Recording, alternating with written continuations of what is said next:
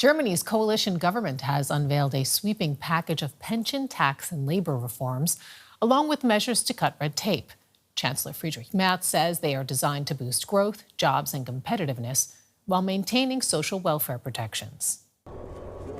The new reform package was a long time coming, and presenting it to the public, Chancellor Friedrich Merz made its goals clear.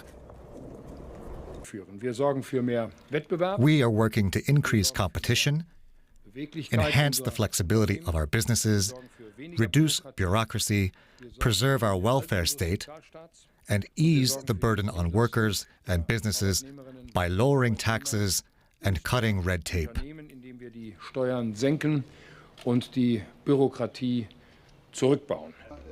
The coalition government is facing increasing pressure to take steps to revive Europe's largest economy, and they believe they've found a plan to do so. Among the proposed changes is a gradual increase in the retirement age over the coming decades, along with the introduction of a capital markets-based element to the state pension system. Tax relief for working families with children and middle-income households, to be funded by raising the top rate of tax for the country's highest earners. New rules for companies offering fixed-term contracts for up to 48 months, along with greater freedom for dismissal with compensation agreements. Support for key industries including the automotive, chemicals and pharmaceuticals, clean technology, machinery and artificial intelligence. And support for European Union anti-dumping and anti-subsidiary measures, along with promoting key trading partnerships within the EU.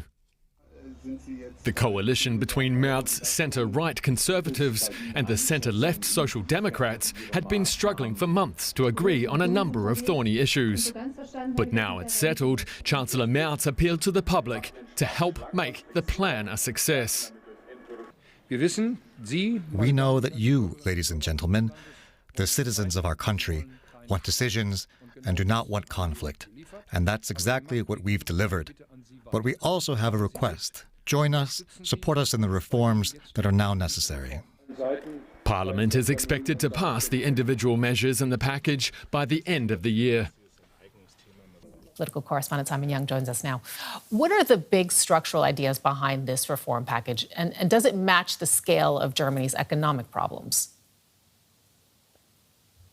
Well, Sarah, one big thing is that this is one of the most unpopular governments that there's ever been. So they need to come up with something big to change that. The offer to the voters here is that they're going to ease income tax for many ordinary taxpayers, and on the other side they're going to make life easier for businesses, especially with deregulation, removing rules and so on. So the big idea is to address the lack of competitiveness and growth that Germany's economy has been suffering from for many years, and many economists say that this is a step in the right direction, that it will make a difference, but of course that'll all depend on implementation.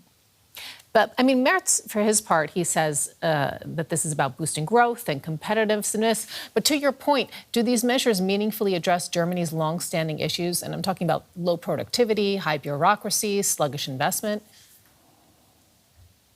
Yeah, well, if you look at a measure like doubling the length of time that an employer can keep an employee in a short-term contract as opposed to offering them the benefits of a full contract, then doubling that length of time, that should possibly attract some investment, particularly in start-up companies, in sectors like technology, which the government is keen to promote. Or if you look at easing the planning process and making that easier to put through, those are the sort of things that businesses say they want. And at least one economist is forecasting that this whole package could double Germany's growth in the coming years.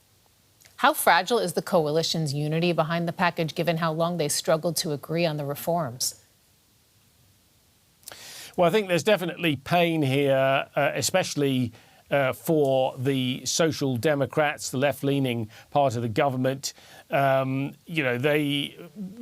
talked about the removal of some protections for workers, particularly at the start of their career, or, for instance, making it more difficult to claim sick leave. I'm sure that's something that's already generating a certain amount of pushback from people. And, this is being signed off by the Social Democrats, a party that's always seen itself as the protector of workers, as it were. And on the other side, you've got measures like raising the top rate of income tax for top earners to 47%. I don't suppose that will boost support for Chancellor Merz's centre-right party. So there are hard pills to swallow, for both parties.